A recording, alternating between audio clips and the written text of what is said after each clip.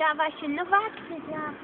Výhodná čina, příště pade. Je to velmi výhodná dcera. Všechno lonžáků. Příště pade čapalkušů, to je výhodná čina. Dokončila se čízdalma. Výhodná čina, opravdu výhodná. Jo, vaše svítilo. Nechtěl by někdo koupit takovou výhodná čina? Příště pade. No víte, nebolí to. Tak ještě ohně tady po penížku. Ja, jo.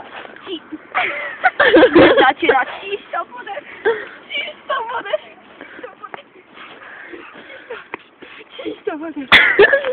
Tak jde. Zkusí někdo má čísto.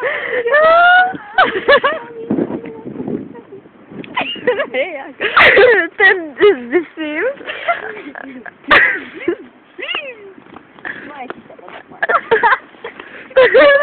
Dámy a pánové, tento hřaďaček od tohohle až... What the hell? Oba důle.